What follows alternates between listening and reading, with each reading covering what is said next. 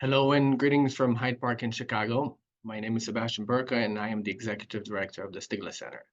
Today, we're happy to host a conversation with Professor Anu Bradford and our Research Fellow Filippo Lancieri on Professor Bradford's recent book, Digital Empires, The Global Battle to Regulate Technology. Thank you both for taking time out of your busy schedules for this relevant and timely conversation. This event is part of our speaker series, which fosters discussion surrounding political economy, competition, regulatory studies, and more. I would also like to highlight a few other upcoming events. Next week, we'll host our flagship Antitrust and Competition Conference featuring great topics and speakers, so please sign up to join the live stream for that.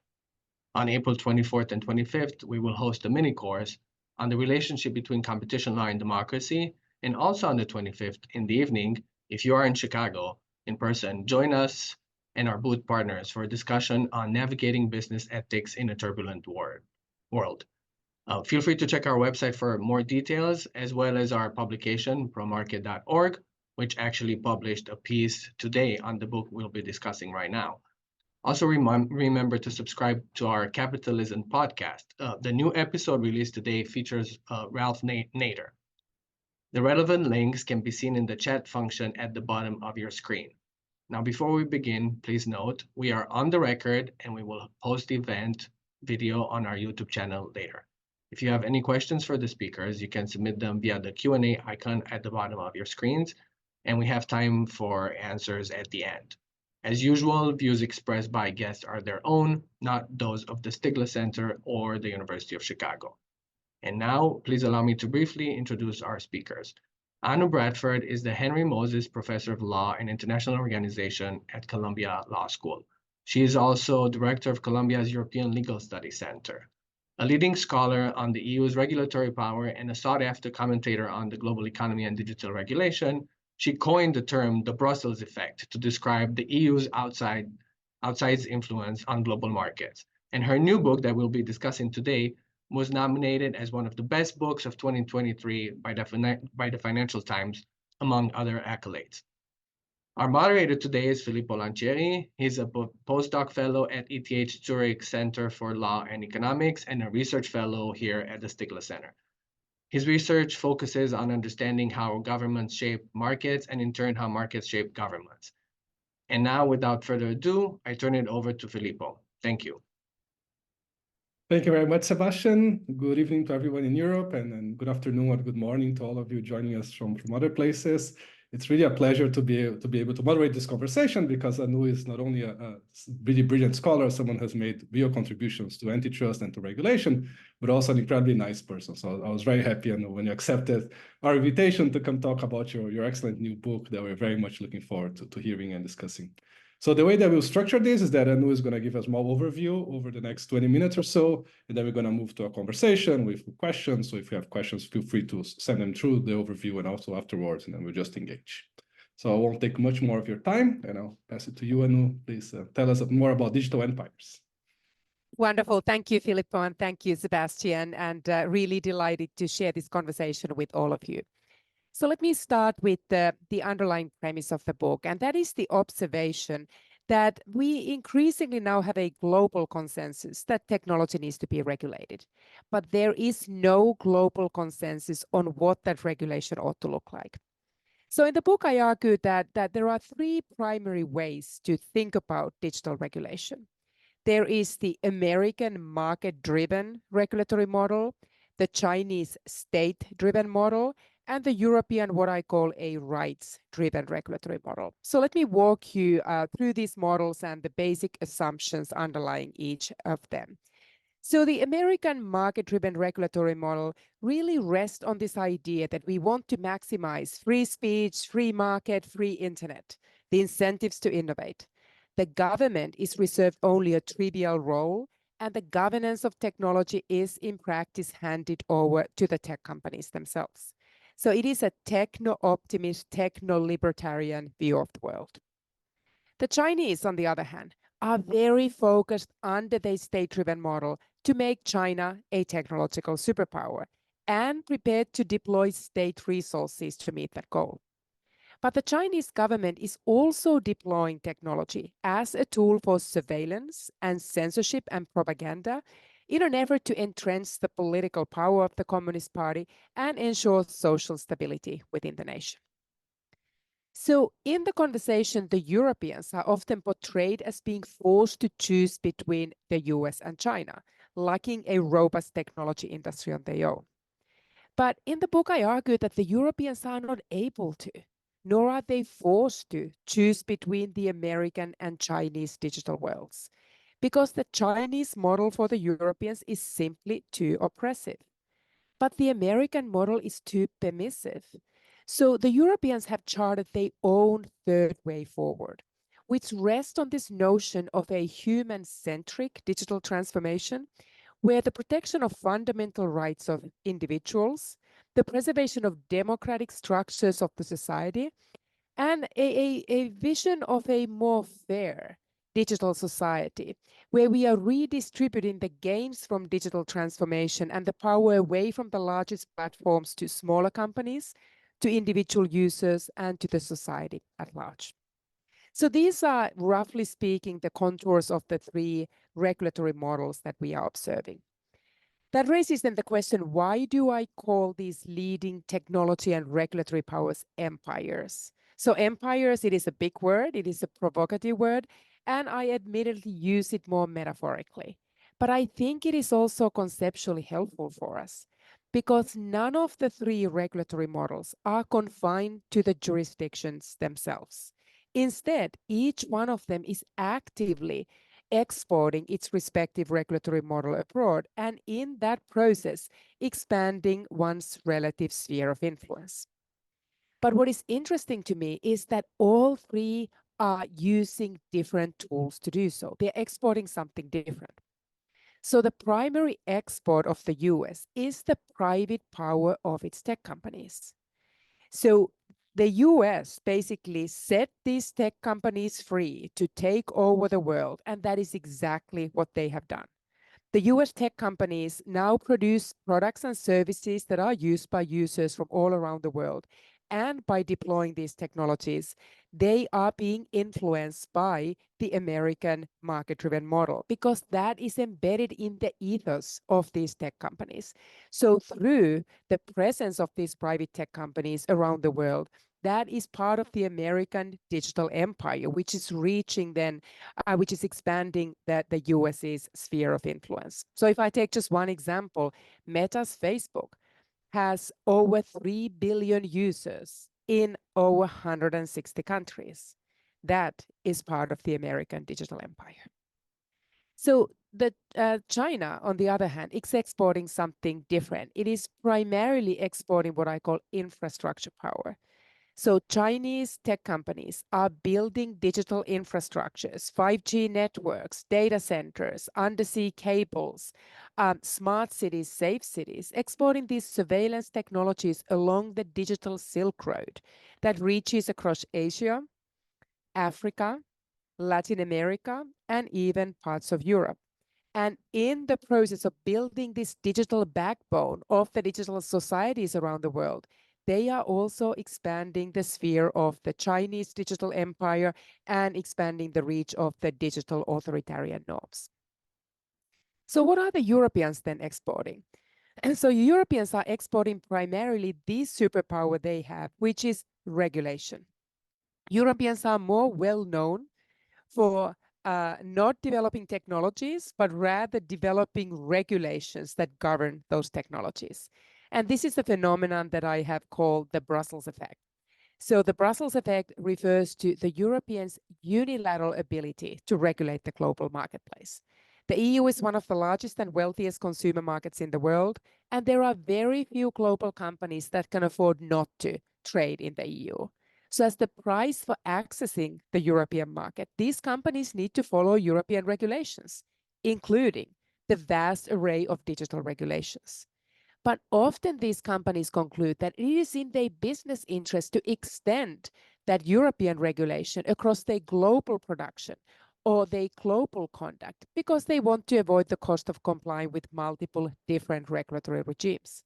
So simply by regulating the European single market, the Europeans are often able to expand the reach of the European digital regulatory empire through the Brussels effect.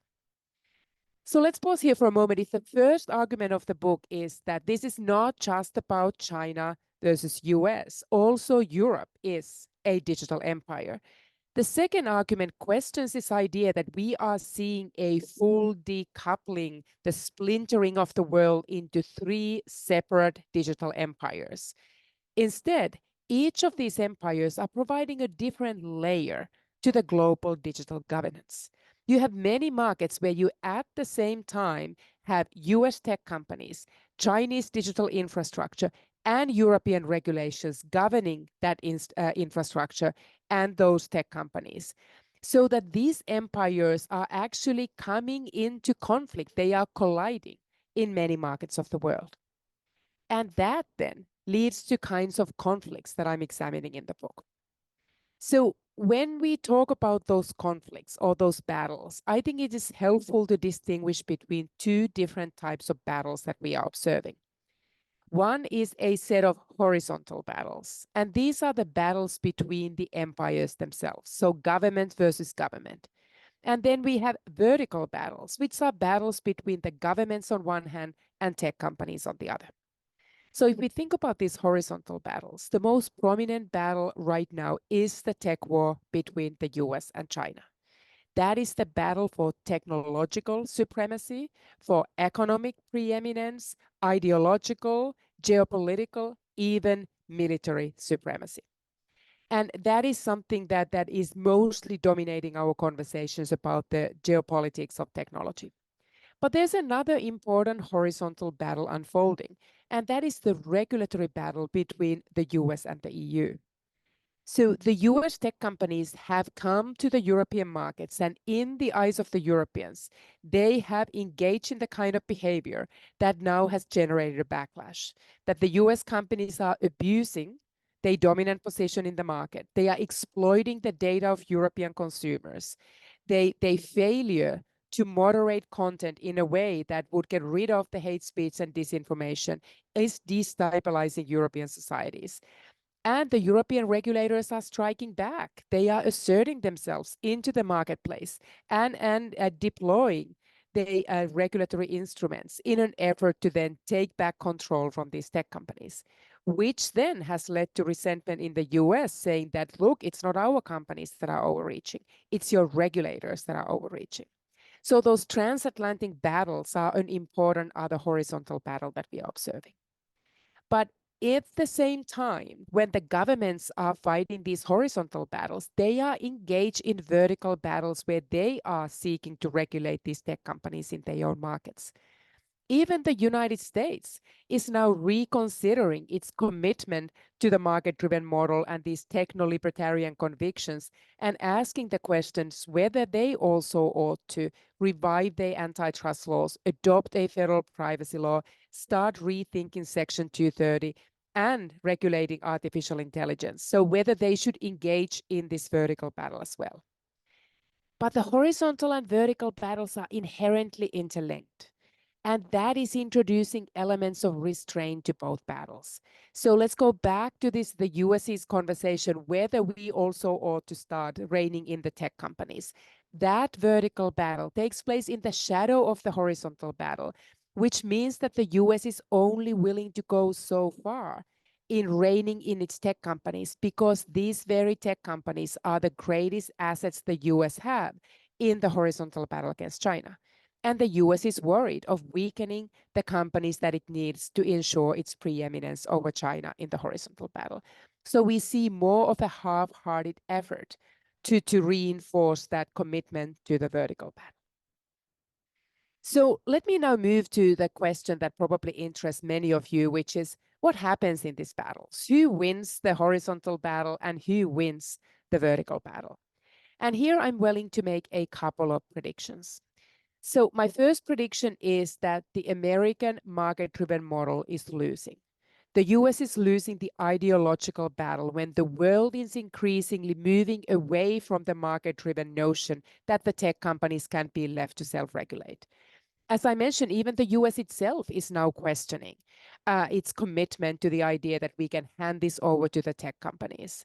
There's increasingly a notion that these tech companies have become so powerful and they exert the kind of economic, political, cultural, societal power in the world that they can no longer responsibly handle.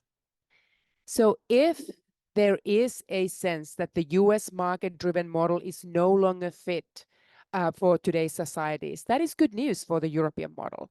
In many ways, the European model is gaining at the expense of the American regulatory model, because there is this sense that we need an alternative. So especially governments in the democratic world are now coalescing behind a version of a rights-driven regulatory model.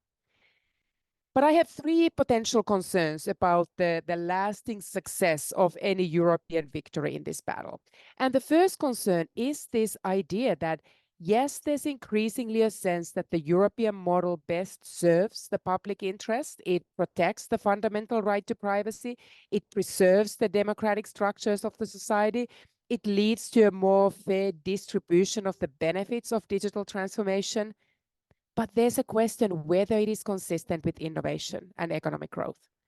And here, many point to the dearth of European tech companies. Europe has not been successful in generating the European versions of the Apples and the Googles and the Metas and OpenAIs. And many are inclined to say that it is because of the European commitment to regulation. And here, I want to acknowledge that I share the concern of the state of European tech innovation, but I don't think it is because of the European commitment to rights-driven regulation. It is not the GDPR that is holding the Europeans back. And it is not that if the Europeans now decide to make the U-turn and abandon the newly adopted AI Act, that somehow all these AI companies would emanate from Europe 5 years from now. So I think there are more fundamental differences between the European and American tech ecosystems that explain why there is a gap between innovation in the US and the EU. It's not because of regulation. And Filippo, I'm happy to go into those details later on in our conversation. Rather, I'm much more worried about the two other constraints that will limit any European victory in this race. So I'm not worried that the Europeans are over-regulating. I'm worried that they are underdoing it, that they are not regulating enough. And mainly here, my concern is that the Europeans are very good at enacting legislation, but they are not good at implementing those regulations. So we well know how the GDPR has been very strong regulation, sort of changing the conversation around privacy around the world. But the Europeans are still constantly feeling that their privacy is under threat and undermined. And Europeans are still surrounded by disinformation and hate speech. There have been a number of big cases against these tech companies, 10 billion in fines against Google. What has happened to Google's market share? Hardly anything. So it has been very difficult to entrench that rights-driven model into actual market outcomes. My third concern, and this is also, I think, something that the Europeans need to think about very seriously.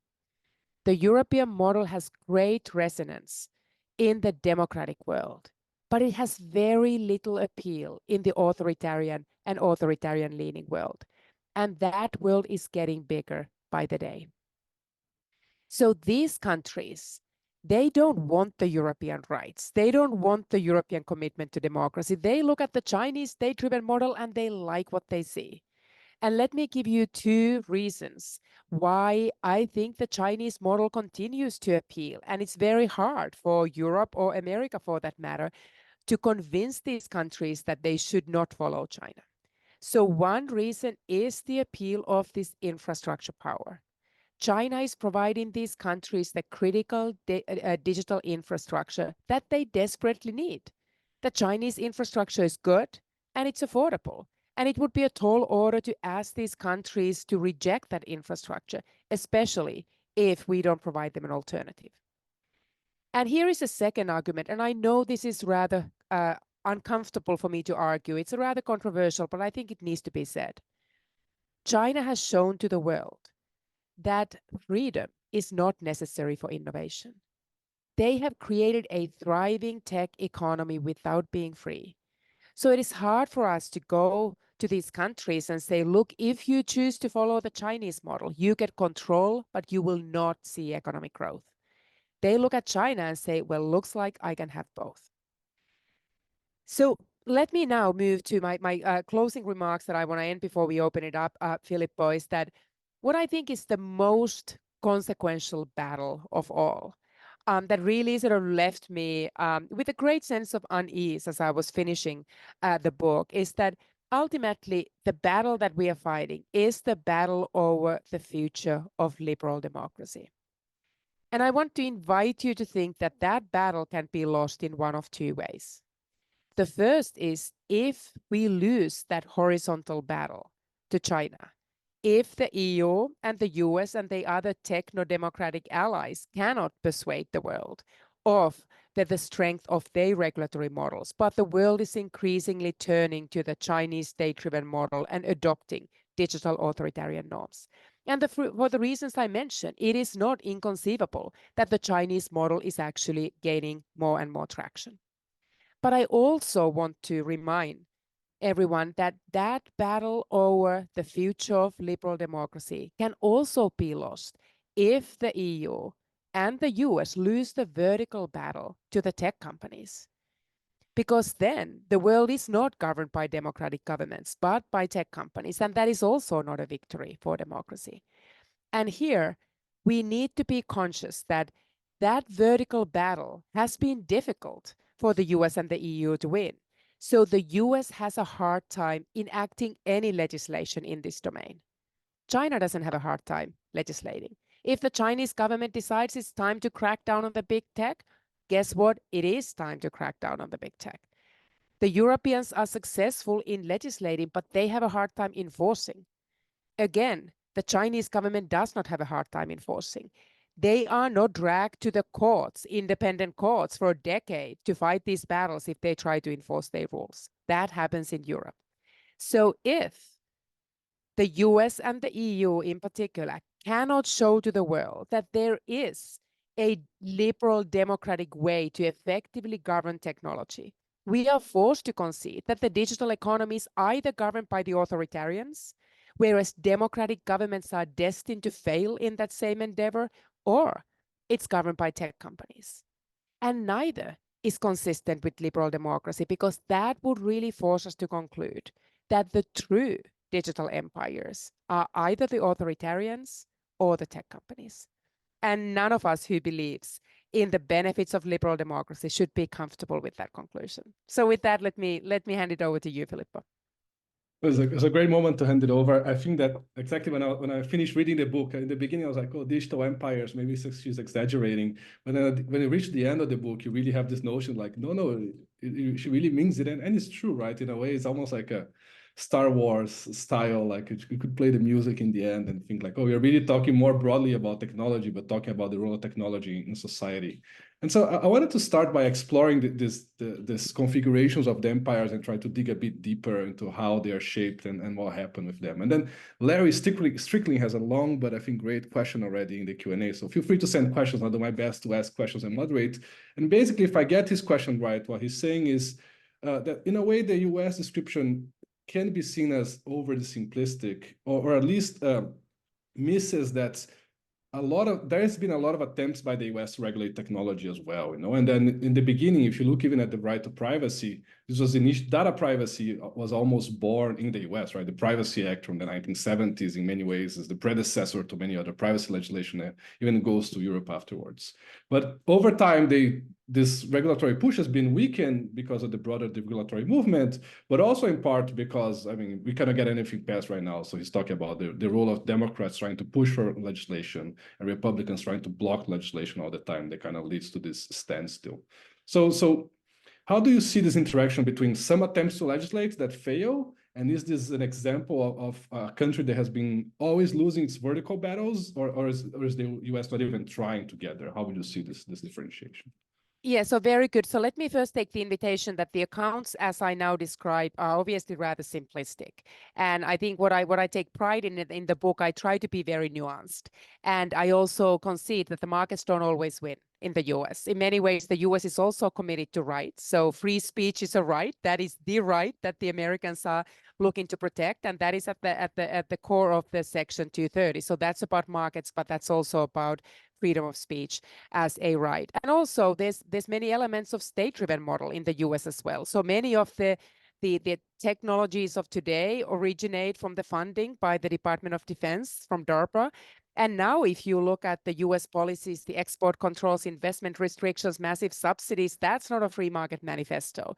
That is the US playing Beijing's game. And in many ways, the US and the EU are now shifting in current geopolitical climate closer to accepting greater state intervention. So first, I completely sort of concede that my brief remarks come across more simplistic, and I appreciate having the space and the time in the book to make the arguments more nuanced. But still, I think that the main conclusion holds that fundamentally there is still a deep-rooted commitment to markets and skepticism of regulation, which in part then answers the second part of the question, that even though the political conversation is changing and there's a greater recognition that we would need to regulate, the US is having a hard time actually delivering and entrenching that shifting sentiment into concrete legislative action.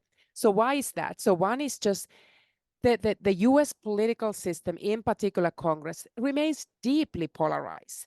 If you look at Europe, that has been able to generate all these regulations, the Digital Markets Act, the Digital Services Act, the AI Act, the Data Act, the Data Governance Act, the GDPR, obviously before that, and platform workers, you name it. There are way too many to remember, right? Exactly. It's a long list. I would take the entire webinar. But those have not been politically so divisive. You look at the voting patterns. They've got the right, they've got the left, they've got the center supporting regulation. And the US just seems to be so deeply polarized that hardly any legislation comes through Congress. The second is the strength of lobbying. And it is just the role that money plays in elections. As yes, tech companies are trying to lobby Brussels as well. There's no sort of shortage of trying, but research shows that the lobbying in Europe is counterbalanced by lobbying by civil society that also have access to political decision makers, in partly because the lawmakers just don't need to be so sensitive to campaign contributions. So I think that's one issue, that the lobbying is just relentless. And I would also mention what I noted about this horizontal battle, that the US-China tech war is just looming so large in these conversations. This is about national security.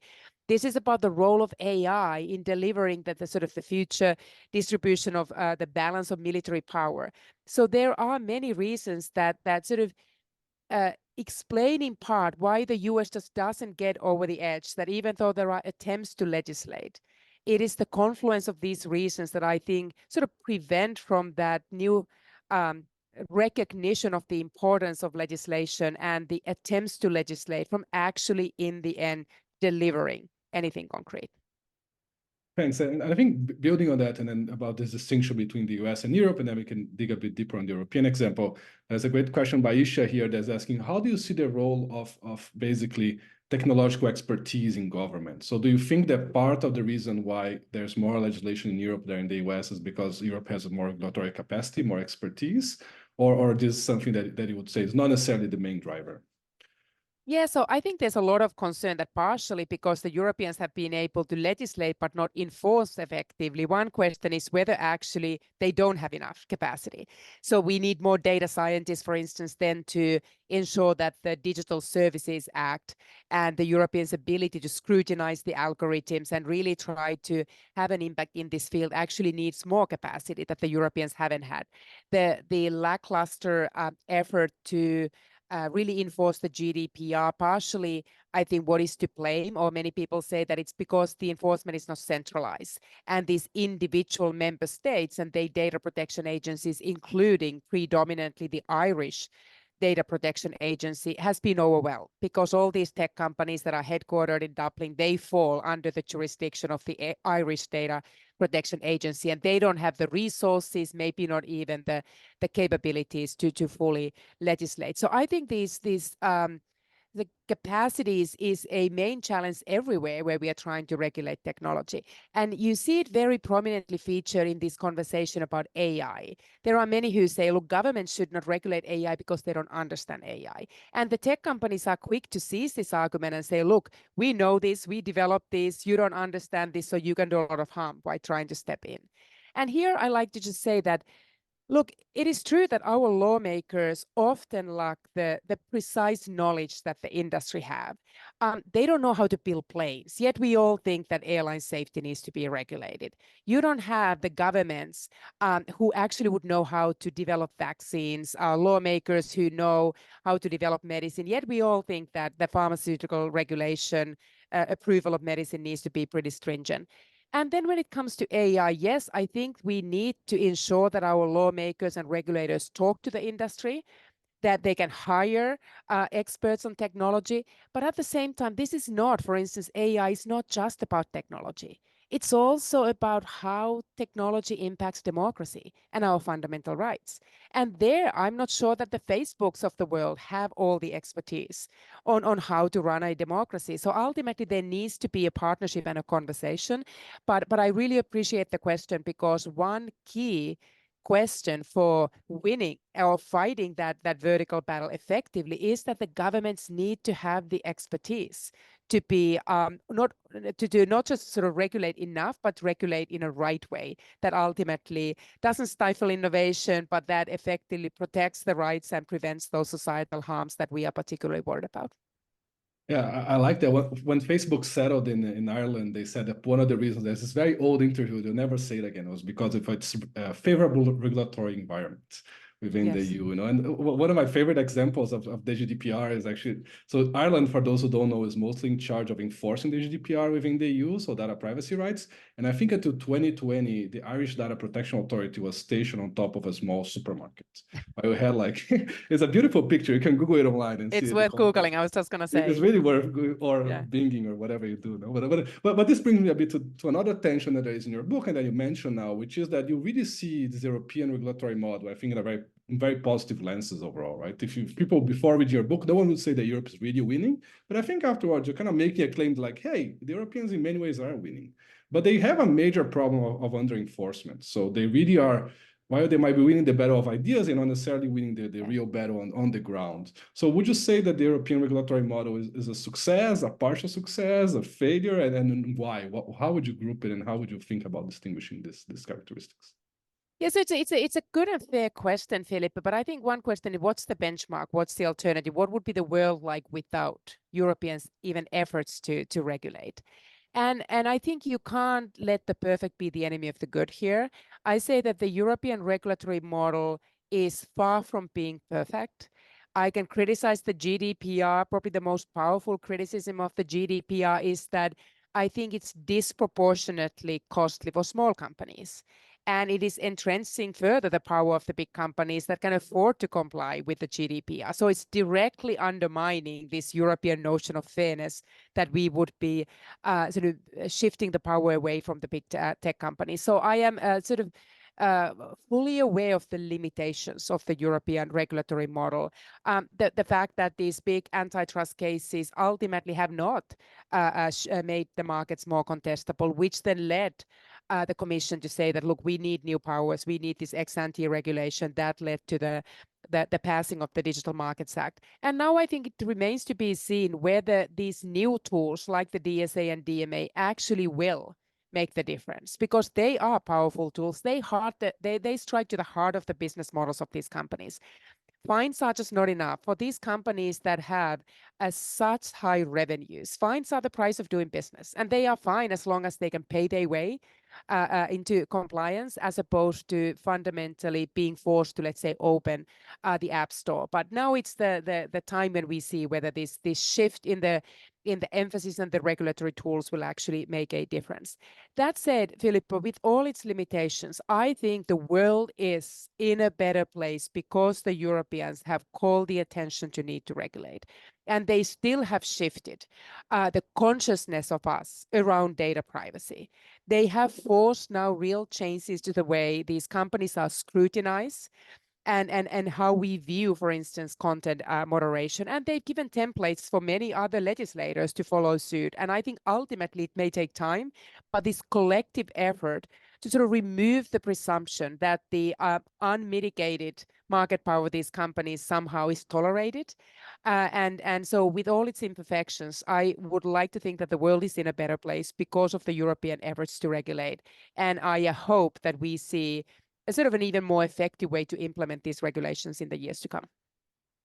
Thanks. There are a good amount of questions on the relationship between regulation and innovation. I'll get there, but I want to ask one question before, because this is the Stigler Center, and I have to ask a question about capture. And so you talked before about the power of lobbying in the US, and then and in the book, you basically rule out, or you say like, oh, regulation is not really to blame for the lack of European tech giants. One of the things that you don't rule out, though, is the opposite effect. Is that Europe can only be so incisive in regulating exactly because it doesn't have that many strong companies. So in areas where companies are very powerful in the EU, like in, I don't know, automobile regulation, like Europe's laws on air pollution are lesser than in those in the US.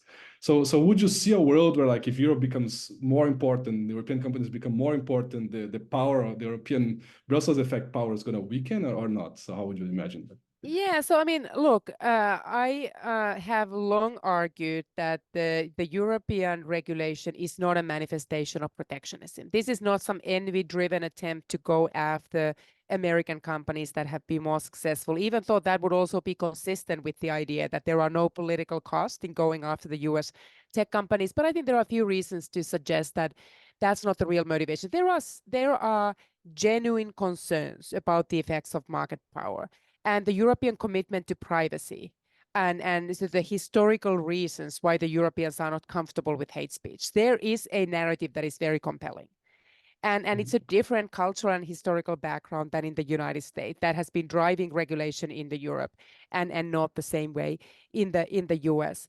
And if you look at then, for instance, merger control, something that we have worked on together, a little bit comparing also the Europeans and the American models, Europeans have been very strict in banning mergers in many fields where they have prevented European companies from merging, prevented these European national champions from emerging. So it's antitrust activity, even though the public focus is on the tech sector. There are many European companies that have been investigated by the European Commission as well.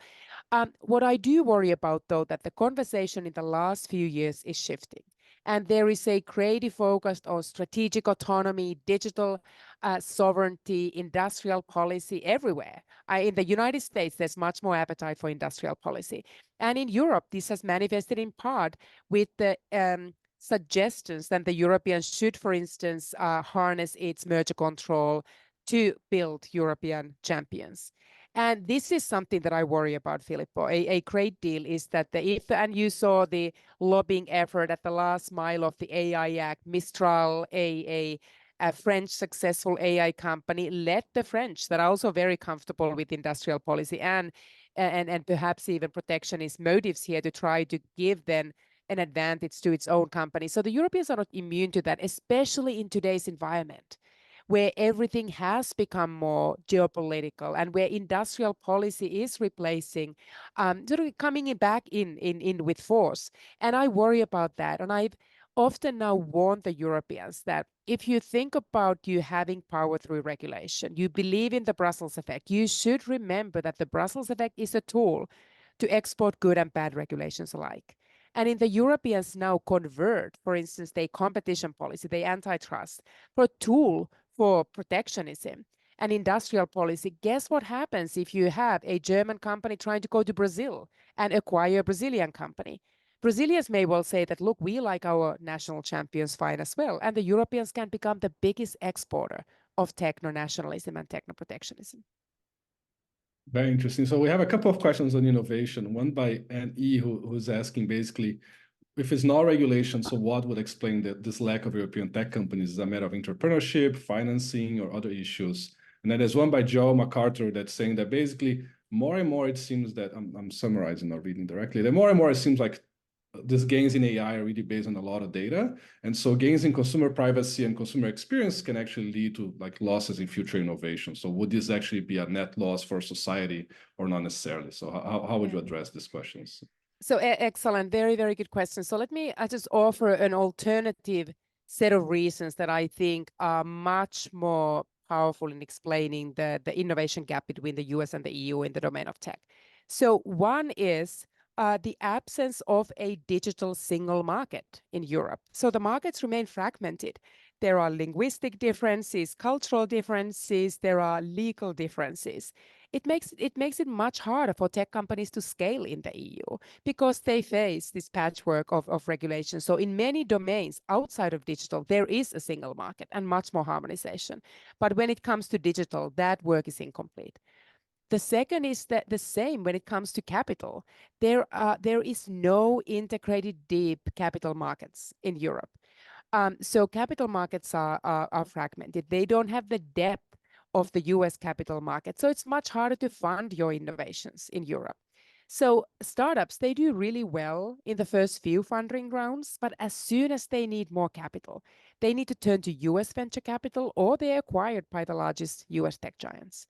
So again, I think that capital, that's not the story of the GDPR, it's the story of availability of capital or its absence. The third issue that I think it's really important is the legal frameworks and cultural attitudes towards risk-taking. And if you want to have disruptive innovations, you need to give your entrepreneurs an opportunity to take risks and fail and then try again.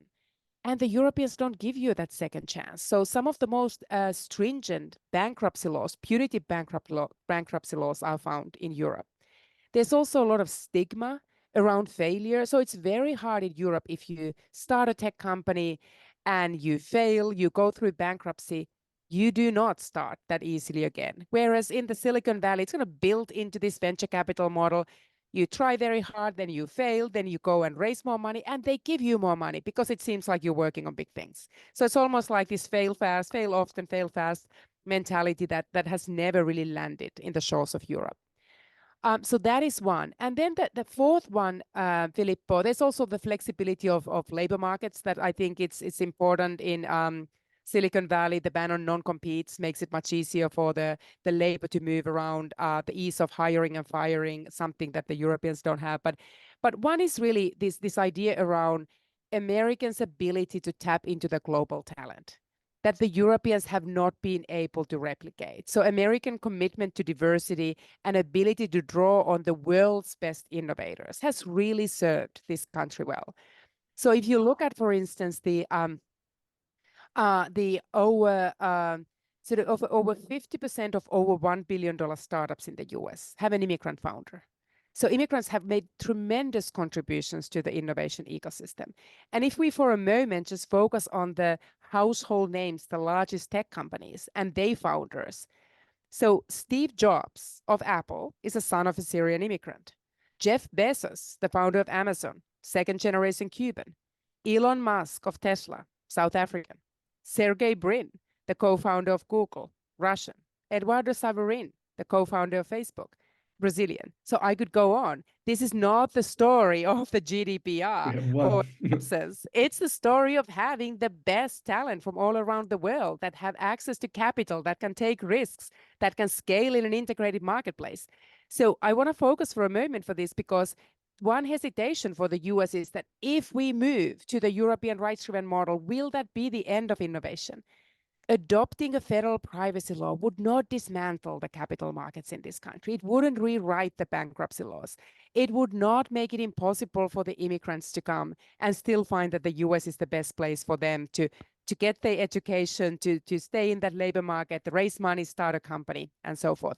But there was the second question too, which was really, really important. I just feel very strongly about trying to debunk this myth that it is all about the inevitability of the adverse effect of digital regulation in particular and innovation. But then the other question about the European regulation on data and privacy and how we know that the more data you have, the better your AI models perform.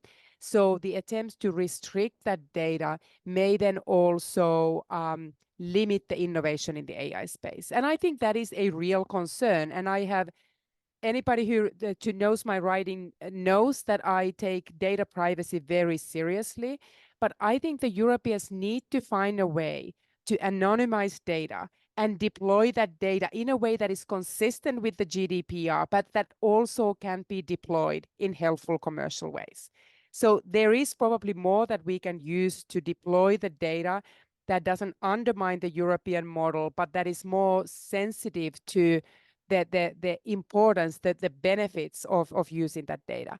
But I also want to say that, look, I think that all AI systems that can be trained with more data are not necessarily beneficial for societies or individuals. So yes, if you are engaged in mass surveillance by the as Chinese Communist parties, all the footage that you get when everybody is surveilled all the time, yes, you have better facial recognition technologies. And that can be a market advantage. Somebody may call that innovation, but is that the innovation we want? So yes, all regulation is not beneficial, but neither is all innovation.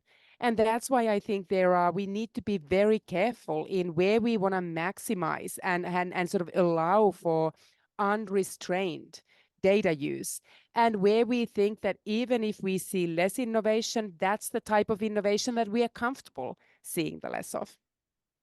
But this is a very, I mean, I guess it's good from the American side, but it's kind of a bad explanation from the European side, right? Because you're not going to change all countries' bankruptcy laws so fast, or even less culture or immigration policy. So do you think that like these pushes and increasing pushes around the world for industrial policy, they're mostly misguided then, would you say? Or like, are we giving up too much? Are we just losing vertical battles? Are companies just exploiting their power in the vertical world to like influence the horizontal world? So how do you see that?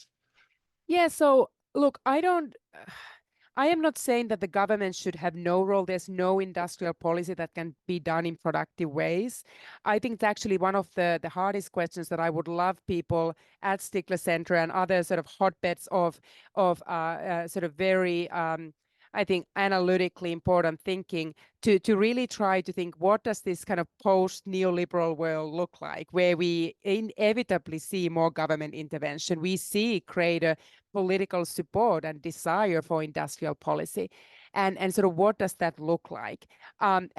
So ultimately, I think the Europeans have bought into this idea of strategic autonomy. There is a greater recognition that there's a national security case for greater state intervention in the economy. We see this massive subsidization of semiconductors, all those export restrictions, investment controls are not going to go away. But ultimately, some of that will be wasteful and misguided and misdirected. And how do you do that well? But I do worry if we lean too heavily in this idea that the Europeans are just somehow going to subsidize their way into greater competitiveness. The Europeans are now spending over 40 billion on semiconductors. And at best, that buys them a sort of they move from being 90% to only 80% dependent on foreign semiconductors. So I think we cannot do that at the expense of thinking about those foundational features of the competitiveness of the European market, the urgency to integrate the digital single market, to push forward with the capital markets union. I would like those conversations to be sort of taking more of an existential sense of urgency and how important payoffs they have or across the different segments of the European economy. So yes, immigration, for instance, those laws are not going to change overnight, but I'm not going to stop sort of calling for the importance of that immigration narrative to be seen as a source of tremendous competitiveness and an opportunity for the Europeans. Nice. James Bray has a great question here. He's saying this, you have a very interesting and provocative framework that really reminds me of the time of Eisenhower, when he was basically talking about the military industrial complex taking over and becoming a major threat for democracy, which ultimately, he argues, didn't happen, or I guess didn't happen indeed. So why do you think that tech is different, and why isn't this just a phase? You have a great quote in your book by someone else that says like, oh, who do you think is going to be longer here, like Facebook or friends? But why isn't this the right framework? You know, like companies come and go, but governments always adapt, and ultimately they prevail. Yeah, so I do believe that the governments remain the sort of fundamental unit around which societies are built. I don't think these tech companies have the capacity or legitimacy and the support to take over that role. And ultimately, with all the deficiencies that we have, all the difficulties of regulating these tech companies, we have the governments that have the regulatory tools if they decide to deploy them. these companies can't force their way into mergers. They can't refuse to pay taxes. They cannot ultimately host content that the governments force them to take down. So ultimately, I do think that I don't believe in the kind of techno-determinist view that these tech companies, tech is different, tech companies somehow can replace the governments. But at the same time, we do need to recognize how penetrating and multifaceted their power is, and how they are challenging the traditional architecture of the state that may then require the states to kind of retool themselves for that vertical battle and engage in that effort to regulate, which just sort of much greater conviction and the set of tools that shows that the tech is different. It is harder to moderate content when you talk about platforms where we have sort of millions or billions of users, and ultimately that battle is harder to win. But doesn't mean that the governments will over time become irrelevant.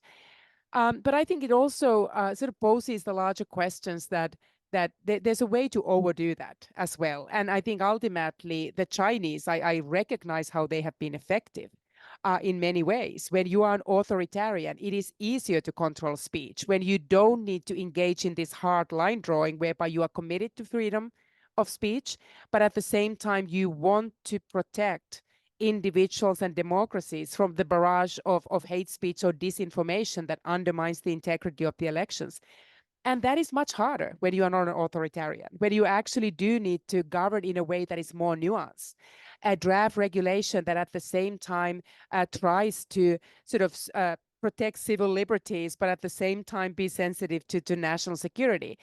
When you don't just willing to sort of let the governments take over, but you believe in participatory democracy. And I think that is a really big challenge there.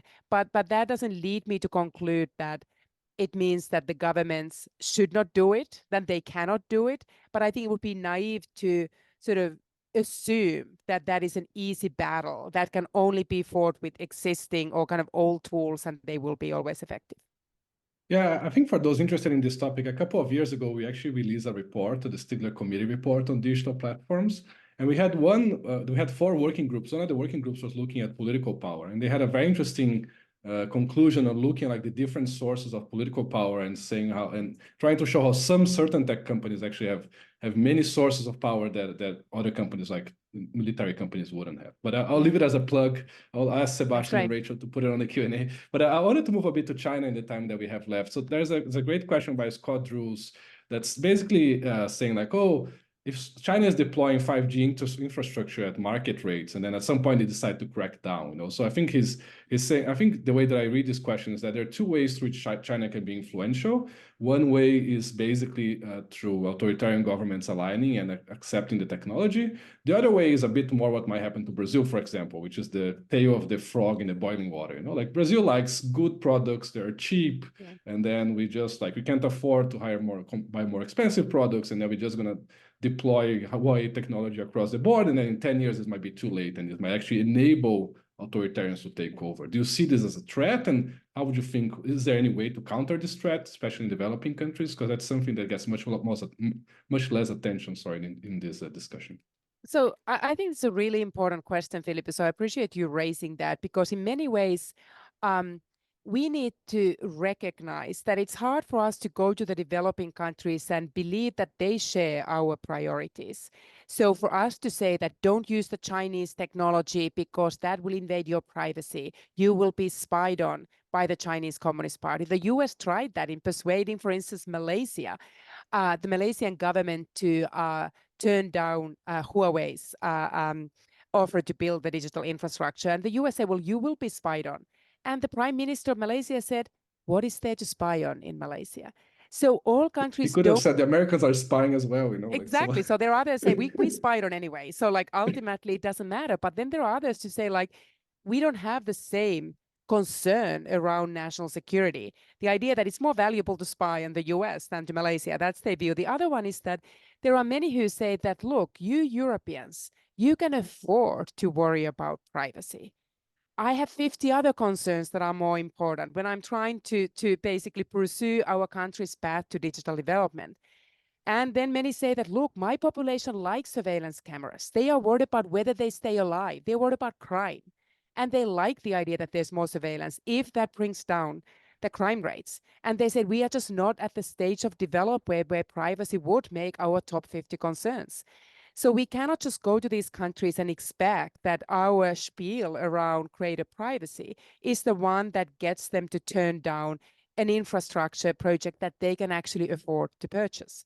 So the Europeans and Americans would need to figure out how you actually provide a genuine alternative for this country. So Europeans have now their global gateway. That's an effort to counter the Belt and Road Initiative and the Digital Silk Road. But the Europeans need to realize that that also requires just cash. That requires some way to fund that infrastructure that these companies, that these countries can afford it. Another issue that I've urged the Europeans to think about is that China is very good on sort of building the political relationships when it's that sort of support that infrastructure acquisitions, whereas there's no common European economic diplomacy. So the Europeans would need to also go to these countries and say, look, what do you need as a development partner? What kind of political economic relationship do you need with Europe? That when you take our infrastructure, we can make sure we contribute to your development, and we also build sort of the broader set of the sort of collaborations and political and economic alliances. And China is better at doing that. And that's, I think, where I see that the Europeans and Americans should also collaborate much more closely. I mean, is this an area that's I'll ask this now. I'll finalize a question about India that someone's asking. That's nice. But is this an area where maybe decoupling might be beneficial, actually? I mean, I know the decoupling is very hard, but if you think about the Cold War, for example, was a period that you really had to choose sides. You know, it was like, let's not allow the frog to boil slowly, because I mean, if you choose the Soviet Union side, then you're not going to get American support and vice versa. So is it an area having clear battle lines makes this notion easier or harder? How do you see that? Yeah, so partially I think this US government has tried to do that, and the prior one, with this idea that we have this coalition of techno-democracies, and you kind of need to subscribe to our values and principles to be part of us. And in many ways, I endorse greater collaboration between the US and EU and other techno-democracies, because they share a vision of the world, and they need to consolidate excuse me, that democratic front to better offer an alternative to the Chinese digital authoritarianism. But you need to be careful when doing that, because you can push many countries that are kind of fence sitters and important ones. There are many who say, like, India really qualify as a proper democracy. And if you shun cooperation with India will then be sort of contributing to the sort of not our sphere of influence, but be an influence on its own, or then collaborate more even with China. The same thing some people say that with various populist governments in Brazil. Brazil does not always fully align with some of the sort of interests and values of the democratic West. So I'm not sure that the US and the EU can afford to force this choice. There are many countries in Asia. They trade much more with China than they trade with the US. They may well choose China if you force them to make the choice. And even more so if the US and the EU are turning more protectionist and pursuing this America First agenda, or the Europeans, they fortress Europe's strategic autonomy. And if our markets, our now being both American and European markets, don't remain open and attractive to these countries, it would be a very tall order. And we may get more than we wish for if we force them to choose between China and the US or EU. Yeah, I think that's a good point that people underestimate, is how much the economic power of China is impressive, right? Yeah. For Brazil and for most of South America, like Africa, China is the biggest trading partner right now by a big margin. I think if you force Brazilians to choose between the US and China, probably will be China, actually, which is a crazy thought to have. So the final question is about India. So Utsav is asking, what about the Indian digital empire? So don't you see, like, I understand these are the three big groups, but do you see any relevant smaller groups that might actually grow and might develop their own ways and might actually end up influencing this game? Or do you see this as a set game between three players and that's what's going to happen over the next decades? Look, I love actually ending with this question, because if I had decided to spend another year on the book, I think there would have been more in India. And if I was writing the book now, I think I would write more about India, because I think India is fascinating. But I never write to say the final word. I write to generate conversation, and I really hope somebody will write up that story on India. I tried to do a lot in the book, even covering already the three was a lot. But I would say that I don't think India is necessarily a fourth model fully, a fourth empire, but maybe it is an empire in waiting.